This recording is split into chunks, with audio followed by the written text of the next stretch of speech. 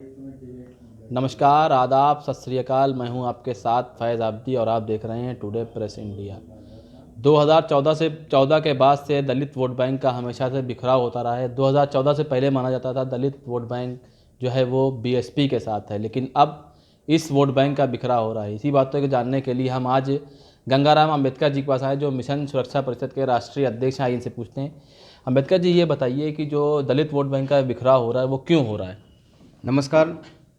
जैसा कि आप लोगों को मालूम है कि बहुजन नायक मानव श्री कांशीराम जी ने केवल दलित ही नहीं, इस देश के अंदर 6743 जातियों में बिखरा हुआ जो बहुजन समाज था, जिसमें अछूत और सछूत जातियां, जिसमें कि अछूत जातियों में करीब 3000 जातियां जो अनुसूचित जाति के रूप में हम लोग जानते हैं, और सछूत जातियों में जो अन्य पिछड़े वर्गों की जो जातियां हैं जो करीब 3500 के करीब हैं, और करीब 250 के आसपास शेड्यूल ट्राइब की जो जातियां हैं, इनको मिलाकर के जो बहुजन समाज की जो शूद्र समाज है, ये करीब 6743 जातियों में बनता है।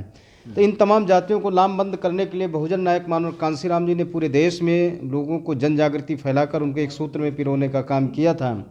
लेकिन इधर 2012 के बाद लगातार जिस तरह से खासतौर से उत्तर भारत के जो बहुजन समाज के लोग थे, मुझे ऐसा लगता है कि वो दक्षिण भारत के बहुजन समाज के लोगों की राय पर चल चुके हैं।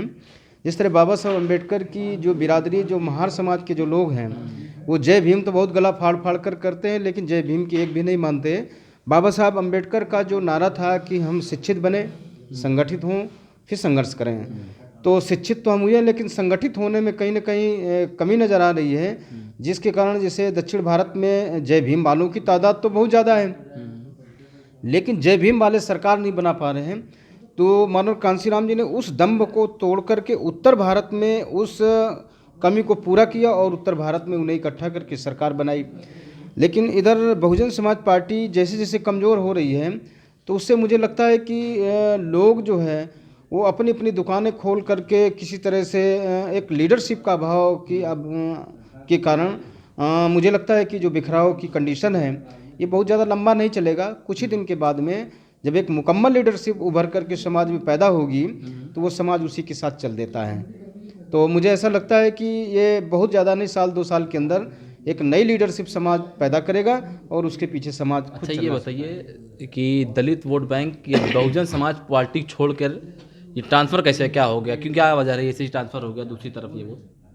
देखिए, जहाँ नीतियाँ भटक जाती हैं, नीतियों के अभाव में सीपीएम, सीपीआई, आरपीआई और जनता दल समाप्त हो गए हैं। तो जब नीति का अभाव हो जाता है तो कहीं ना कहीं समाज का ध्यान भी उस विचारधारा से भटकने लगता है। तो मुझे ऐसा लगता है कि जो मानवर कांशीराम जी ने जो नारा दिया था, बहुजन हिताय बहुजन सुखाय, तो शायद बहन मायावती जी ने उस नारे को थोड़ी सी तब्दीली कर दी थी, सर्वजन हिताय सर्वजन सुखाय। जो मानव कांशीराम जी ने कहा था, जिसकी जितनी संख्या भारी उसकी उतनी हिस्सेदारी, तो मुझे लगता है कि बहन जी ने उसमें थोड़ी सी तब्दीली की थी कि जिसकी जितनी तैयारी उसकी उतनी हिस्सेदारी। तो मुझे लगता है कि समाज को शायद ये नारा पसंद नहीं आए हैं, इसके कारण से वो अलग अलग दिशाओं में भटकने लगा है। तो ये काम तो बहन मायावती जी उस विरासत को संभालने के लिए मानो श्री कांशीराम जी की राजनीतिक उत्तराधिकारी थी, ये काम तो बहन मायावती जी को करना चाहिए था, लेकिन कहीं ना कहीं चूक हो गई। मुझे लगता है कि हम लोग ब्याज के चक्कर में अपनी पूंजी को गंवा बैठे। बिल्कुल, हम लोग अपने ब्याज के चक्कर में पूंजी को गंवा बैठे, और ब्याज हमारा इतना कीमती दिखने लगा कि हमने अपनी पूंजी को भी नहीं संभाल पाए। ऐसी कंडीशन में जब ये कंडीशन उत्पन्न हुई है, तो समाज के सामने तमाम तरह की परिस्थिति उत्पन्न हुई है। हम शासन सत्ता में स्थापित नहीं हो पा रहे, हम राजपाट नहीं हासिल कर पा रहे, हमारे ऊपर शोषण भी बढ़ रहा है, अन्याय अत्याचार बढ़ रहा है, और सामंतवादी शक्तियों को लगता है कि अब जय भीम वाले सरकार नहीं बना सकते हैं, इसलिए हमारी बहन बेटियों की इज्जत आबरू लूट रहे हैं। तो इसके पीछे कहीं ना कहीं लीडर का भी कसूर है, नेतृत्व का भी कसूर है, जिसके कारण समाज बिल्कुल चौराहे में खड़ा है, दोराहे में खड़ा है और दिशाहीन हो रहा है। तो क्या ऐसा करना चाहिए कि सब एक ही प्लेटफॉर्म पर आकर काम करें और पहले जैसे जब दलित समाज सब एक था वो करें, तो इसके लिए क्या करना चाहिए कि एक हो जाए? देखिए, जब नेता के द्वारा नेता नहीं पैदा होता है तो समाज अपना नेता खुद पैदा करता है। तो ऐसी कंडीशन में एक समय ऐसा भी आएगा कि जो अच्छा काम समाज में कर रहा होगा तो समाज फिर उसको नेता मान करके उसके पीछे चलना शुरू कर देगा। और जहाँ तक इकट्ठा करने की बात है, तो देखिए, तराजू में कभी मेढक नहीं तौले जाते हैं। मानव श्री कांशीराम जी कहते थे कि तराजू में कभी मेढक नहीं तौले जाते, मैं एक को चढ़ाता हूँ दूसरा उछल के भाग जाता है। तो ऐसी कंडीशन में कांसीराम साहब ने कहा हाँ मैं मेढक भी तौल सकता हूँ, अच्छा। लेकिन उसको तौलने के लिए मुझे पहले बोरे का इस्तेमाल करना पड़ेगा और उसी बोरे में सारे मेढक को भर दूंगा और ऊपर से गांठ लगाऊँ, तराजू में रख के तौल दूंगा। तो जो मेढक को तौलने के लिए जो बोरे का इस्तेमाल करेगा तो सारे मेढक उसी में आएंगे और वो फिर उसको तौला जा सकता है।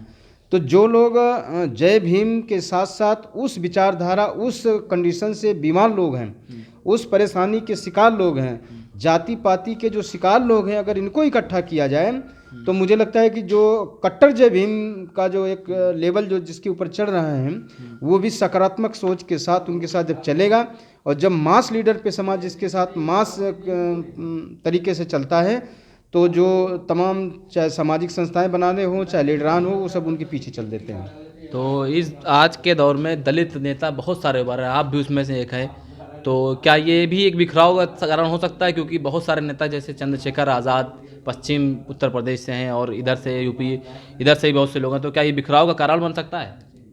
देखिए, बहुजन समाज पार्टी के कमज़ोर पड़ने के बाद सब लोग अपनी अपनी कोशिश कर रहे हैं।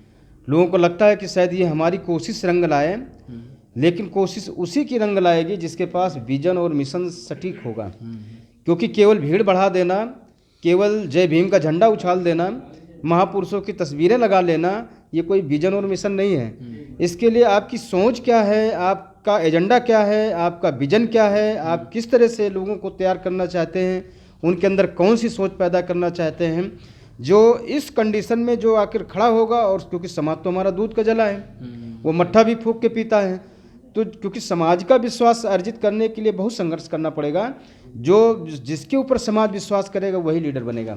चलिए सर, बहुत बहुत शुक्रिया। ये थे गंगाराम अम्बेडकर जी, जो ये कह रहे हैं कि हमारा समाज दूध का जला है और छाछ भी फूंक फूंक के पीता है। आपका इस वीडियो को देखने के लिए बहुत बहुत धन्यवाद।